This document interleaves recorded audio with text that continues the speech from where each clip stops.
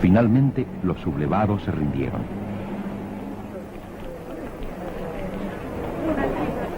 El régimen militar, decorativamente presidido por José María Guido, se enredó también en la tarea de organizar la vida política y preparar las próximas elecciones, fijadas para julio de 1963. Nuevamente se planteaba la concurrencia o no del peronismo. Para evitar la proscripción, los peronistas se integraron en el llamado Frente Nacional y Popular. Los militares azules vacilaron, pero no dejaron de presionar y de dificultar la acción del Frente, que finalmente ordenó la abstención. Perón desde Madrid pidió el voto en blanco. Quedaban 3 fuerzas políticas con posibilidades. Los radicales del pueblo proclamaron una fórmula integrada por Arturo Illia y Carlos Perete. La UCRI presentó la candidatura de su titular, Oscar Allende. Los grupos conservadores y liberales, por fin, llevaron como candidato al general Pedro Eugenio Aramburu.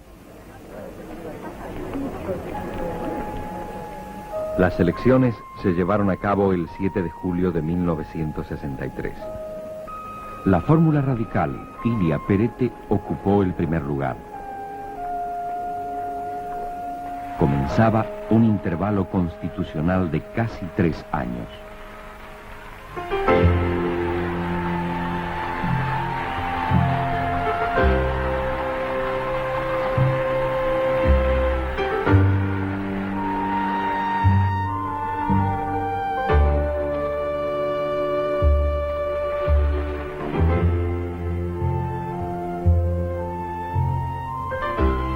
Illia era un viejo político radical y un médico que había ejercido su profesión durante varias décadas en el pueblo de Cruz del Eje, en Córdoba.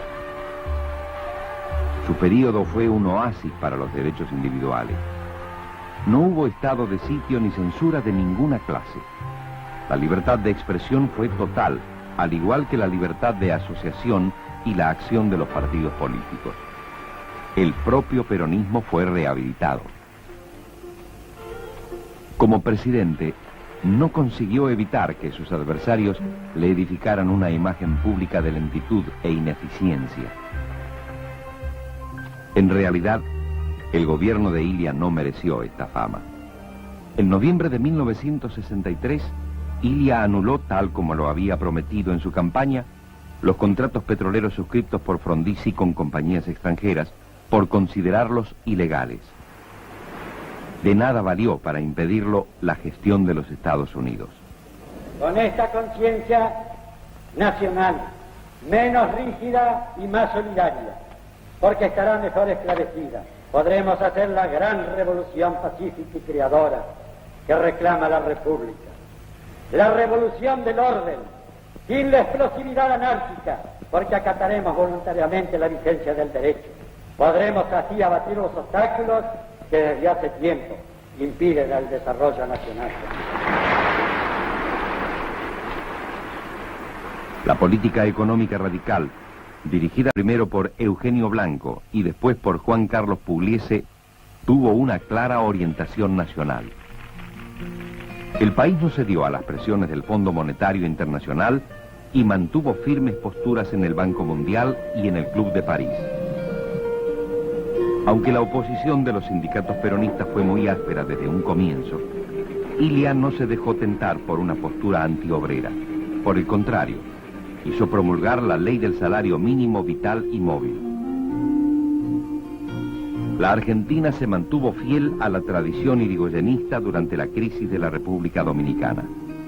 Illia se negó a enviar tropas argentinas al Caribe para respaldar la invasión norteamericana. El país creció en esos años. Su economía pareció estabilizarse.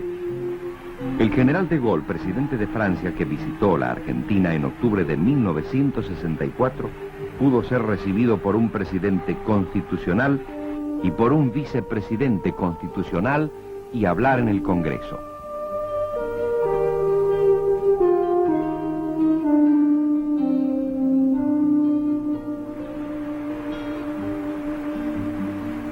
Después fue aclamado por radicales y peronistas, que gritaron: De Gaulle y Perón, un solo corazón. Había libertad para todo y para todos, y pocos lo comprendían. La nostalgia vendría después. A pesar de todas sus virtudes, Ilia había sido elegido por una minoría de votos y era un presidente vulnerable. El poder militar, aunque lo dejaba actuar, no estaba resueltamente a su lado.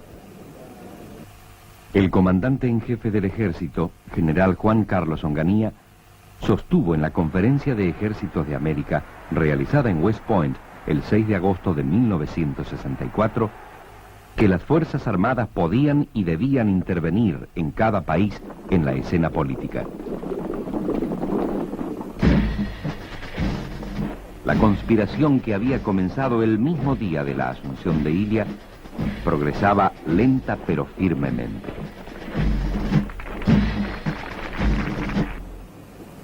En marzo de 1965, el gobierno, cumpliendo con lo prometido, convocó a elecciones de diputados y gobernadores en las que el peronismo, con el nombre de Unión Popular, pudo participar. La Unión Popular ganó con casi el 30% de los votos. Los radicales pasaron el 28%. Los militares, aunque en privado llegaban a arreglos con los sindicalistas peronistas, por otro lado dejaron trascender que estaban muy inquietos ante el avance de los partidarios del caudillo exiliado.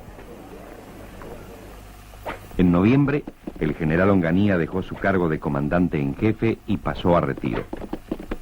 Este alejamiento, en vez de disminuirlo políticamente, lo convirtió en una sólida reserva para los conspiradores militares y civiles. Durante los primeros meses de 1966, se intensificaron los rumores sobre un golpe militar. El nuevo comandante en jefe del ejército, general Pascual Pistarini, pronunció el 29 de mayo un insolente discurso en el que lamentó que la ausencia de autoridad haya abierto el camino a la inseguridad, el sobresalto y la desintegración.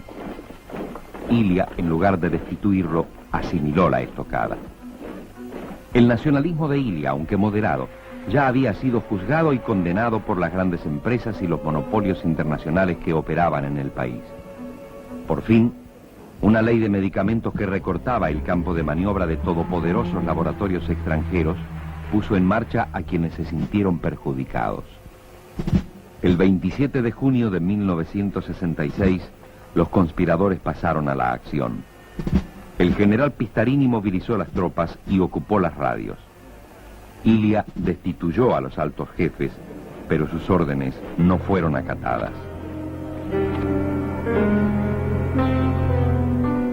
Cuando el general Julio Alzogaray se hizo presente en el despacho del presidente y le intimó a desalojarlo, Ilia le contestó: «Usted es un vulgar faccioso que usa sus armas y sus soldados desleales para violar la ley. No es más que un bandido».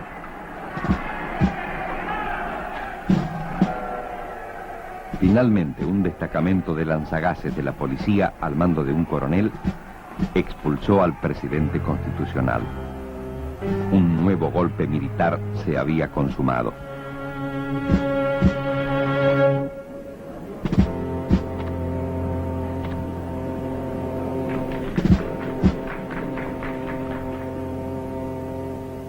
El 28 de junio, la Junta de Comandantes nombró nuevo presidente al general Juan Carlos Onganía. La opinión pública parecía satisfecha. La prensa y el sector empresario dieron su apoyo. Hemos llegado a la Revolución Argentina con un vasto plan de afirmaciones positivas y de realizaciones concretas. Este es el fin del proceso de deterioro que nos ha inmovilizado y el despuntar de una magnífica esperanza para nuestra patria. Los sindicalistas peronistas, encabezados por el líder metalúrgico Augusto Bandor, estuvieron presentes, muy satisfechos, en la ceremonia de asunción de Onganía. Según Onganía, había mucho deterioro en el país. ¿Y quiénes eran los responsables del deterioro? Para empezar, los partidos políticos. Nada mejor que disolverlos. También tenía sus culpas la infiltración comunista en la enseñanza superior. La Universidad Argentina, autónoma y cogobernada por docentes, egresados y estudiantes, había alcanzado un alto nivel académico. Pero los infiltrados. El 29 de julio, en la que se llamó la Noche de los Bastones Largos, Onganía intervino en las universidades nacionales. La Facultad de Ciencias Exactas de la Universidad porteña fue violentamente ocupada por la policía. Muchos estudiantes y profesores fueron molidos a palos.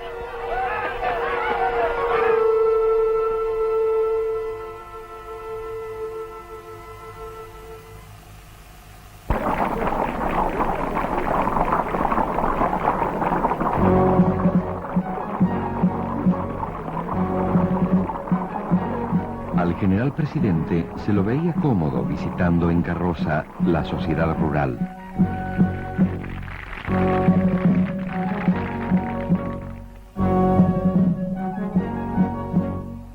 La ley de medicamentos que había promulgado Ilia fue anulada.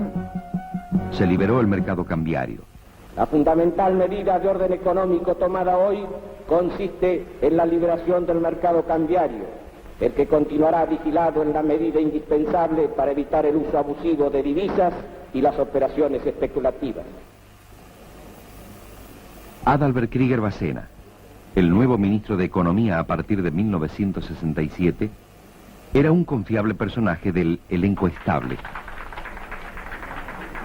Se achicaron los sueldos reales de obreros y empleados y empezó la desnacionalización de la industria argentina. Los trabajadores lanzaron sus planes de lucha. Junto a una central obrera dispuesta al diálogo con el gobierno, surgió otra CGT más combativa, dirigida por el gráfico Raimundo Ongaro. El 8 de octubre de 1967 fue muerto en Bolivia Ernesto Che Guevara. En la siguiente década, el desarrollo de la guerrilla urbana sería un dramático telón de fondo para los países del Cono Sur.